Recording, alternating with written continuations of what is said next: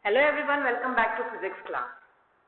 In the last class, we have studied about speed and velocity, difference between these two, and uniform and non-uniform motion. Speed and velocity, these are differences. Speed is distance upon time, whereas velocity is displacement upon time. So speed, the specified direction, gives you velocity. You have a little idea about uniform and non-uniform motion also. So once again, I will take this topic in this class and then we will study about acceleration, new term for you. Let's start. Uniform and non-uniform motion. So uniform motion, when an object travels equal distance in equal interval of time, then what you have is that object is said to be in uniform motion. That means its speed is not changing, it is constant. So if it is moving, say, let's say if you are in a car, you're sitting in a car, if the car is traveling with speed of 40 km per hour, 100 km per hour, and keep on going with same speed, it will not change its speed. Then that car is said to be in uniform motion. In case that car is changing its speed, whether it is because of breaker, any hurdle, its speed is changing, like from 100 to 50, 70, 80, that means that car is in non-uniform motion. Its speed is changing, right? So uniform motion, speed is constant, that is same. Non-uniform motion, it is not same. It keeps on changing. Now, if we have to represent this thing graphically, how you will represent uniform motion graphically? You have to draw a distance time graph. So distance, the x-axis, meter is the standard unit, time on x-axis, distance on y-axis. Now for uniform motion, if you draw, how to draw this graph? What you have to do is simply, let's say if you are in a car and at different time interval you have to measure speed.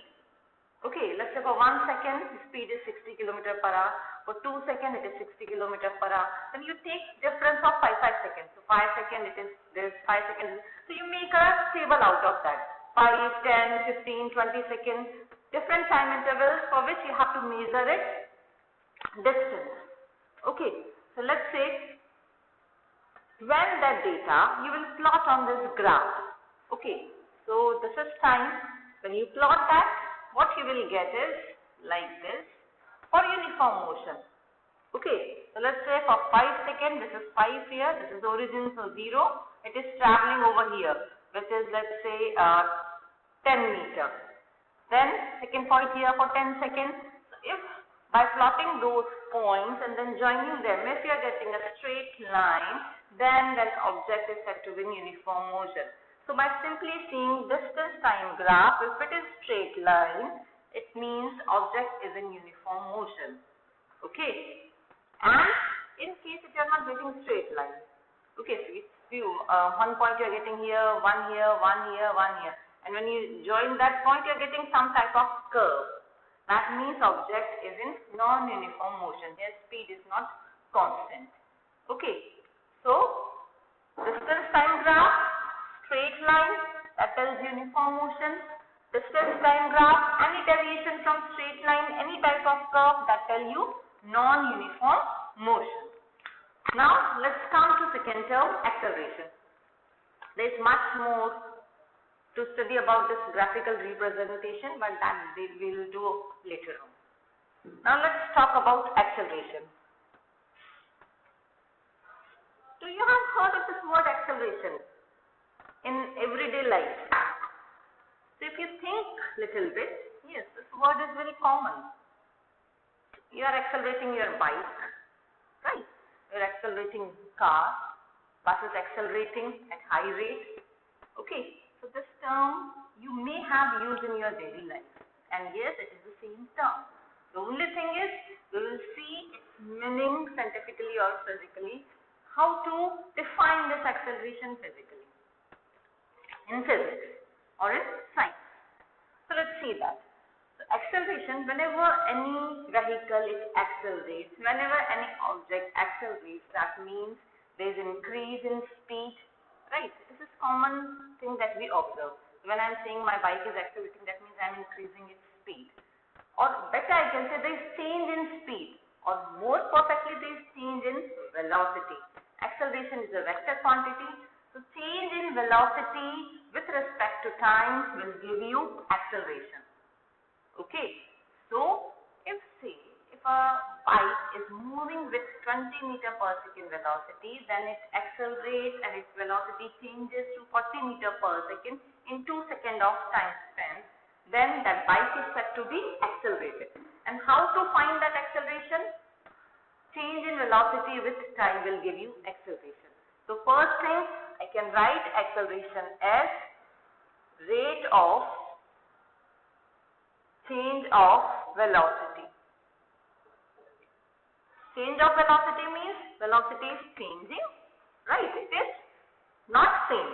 Rate means we are talking with respect to time. So this velocity is changing with respect to time.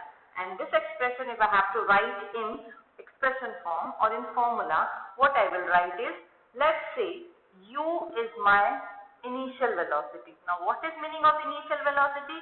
Let's say object is moving initially with this velocity, and then it changes its speed to v, which I will write as final velocity.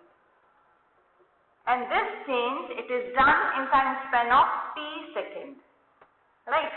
So I can write acceleration as change in velocity divided by time. Acceleration I am representing as a change in velocity, I can write as v minus u divided by t. So this is change in velocity is, from u it is v. Okay, so v minus u upon t. So this is your expression for acceleration. Acceleration is nothing but change in velocity with time, v minus u upon t. Hope this is clear to you. Now let's write SI unit. Now to write SI unit, we'll use this formula only. Change in velocity. What is SI unit of velocity? Meter per second. Yes. So here I will write meter per second, and then divided by, what is SI unit of time? Second. So this S will go in denominator, so meter per second square. So this is SI unit of acceleration, meter per second square. Same thing I can write like this also. So this or this both are same. SI unit of acceleration is meter per second square. Acceleration is your vector quantity. That means it can be negative, it can be positive. Now when it can be positive, if the direction of velocity and acceleration is same, in that case acceleration is positive. So acceleration, it can be positive or it can be negative. So when positive, when velocity and acceleration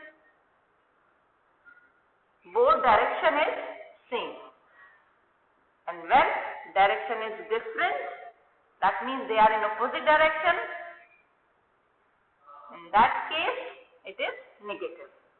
For example, if a bike is moving and velocity is increasing from 20 to 40 to 60 like that, that means it is accelerating, and that means this is positive acceleration. Okay, and when velocity decreases, like from 40 it is decreasing to 20, that means it is negative acceleration, retardation or deceleration. This term we can use for negative acceleration. Okay, so when let's say if a bike is going and if it suddenly, when you apply brake, velocity decreases, that time this retardation in that bike, either you call it retardation, either you call it deceleration or negative acceleration.